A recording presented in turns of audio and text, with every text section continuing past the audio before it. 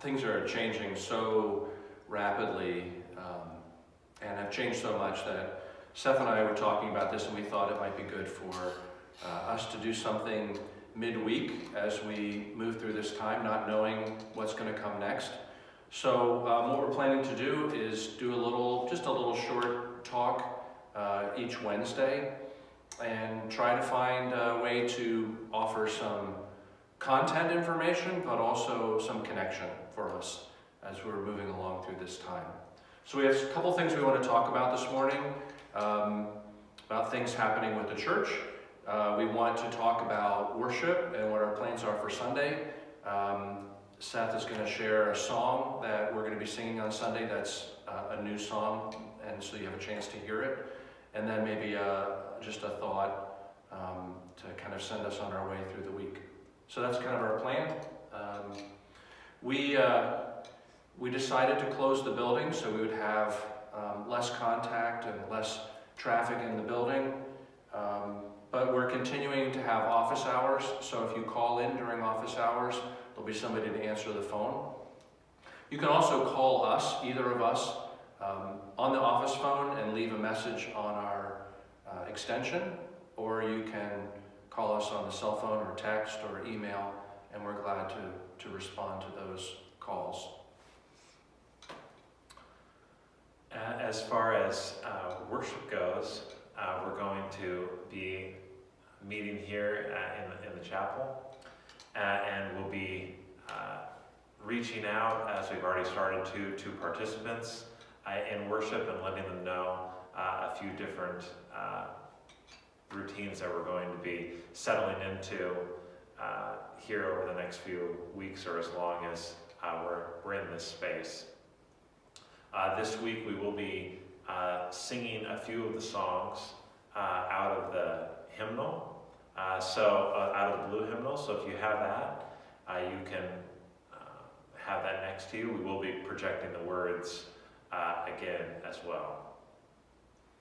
We should have said that we're in the chapel, and one of the reasons for doing that is to let you know that we've decided that, at least for now, we're going to be streaming the service in the chapel. It's a little bit more intimate, a little bit closer, so it doesn't feel like we're so far away from you. We're interested in your feedback and your thoughts. We're going to keep taking this a step at a time as things evolve. I thought of something else I wanted to mention. We opened up a church Zoom account, and we're using that tonight for our executive board meeting, so the board's going to meet by a Zoom call. But we're also talking about making better use of social media and of platforms like Zoom. It's possible as time goes on we might roll out an occasional conversation with the congregation, so we might announce a Let's Talk time where people can call in on Zoom and we can have conversations together. Some of those things are still in the planning stages.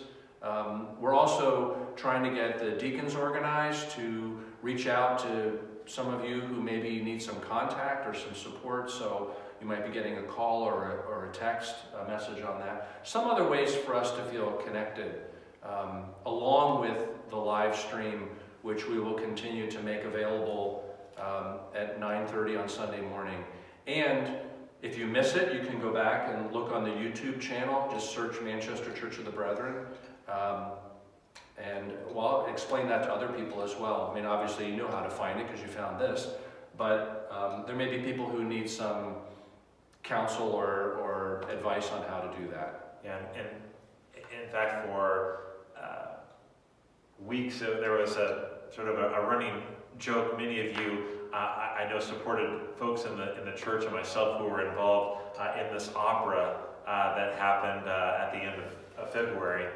And it was a running joke here amongst Kurt and I, sort of that the heavens would be opened and what new thing would be happening after the opera that was consuming a huge chunk of my time. And so here now on the other side of the opera, we found out what that new thing is, and that is boosting Kurt's social media presence. So that is something that, give him lots of feedback on ways to grow that. But really, as we do post this, I will offer some opportunity for some feedback and conversation, not so much just about this video, but things like this, ways that we can connect and be together through this time. So we really welcome that, and I'll offer some opportunities on Facebook and opportunities for you to share with other people our live stream as well, and let them know that that's available as well. If you subscribe, then you can receive some notifications or an email that lets you know when this is available, which might be helpful for some people who are maybe not as frequent on those platforms. So let's share the song, and then we'll come back and have just a kind of closing thought. Yeah.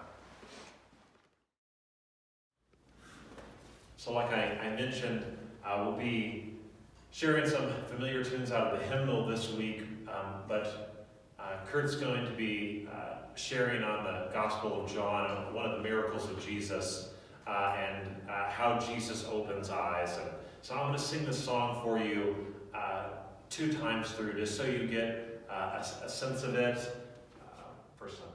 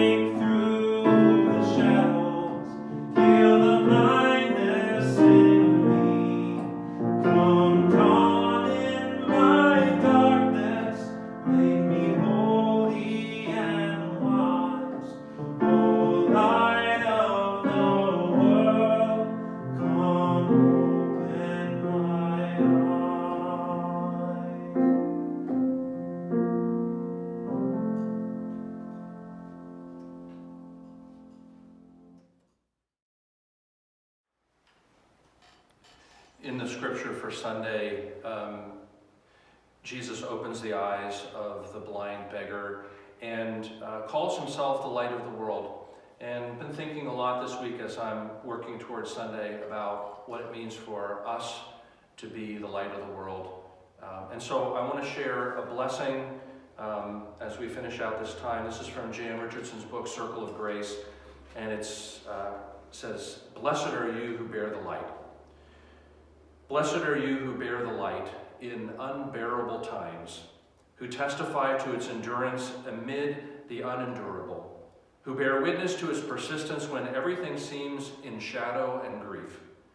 Blessed are you in whom the light lives, in whom the brightness blazes, your heart a chapel, an altar where in the deepest night can be seen the fire that also shines forth in you, in unaccountable faith, in stubborn hope, in love that illumines every broken thing it finds." We're glad that we're together in whatever ways we can be together. And so we'll look forward to Sunday. We'll see you then. You'll see us then. We'll be together.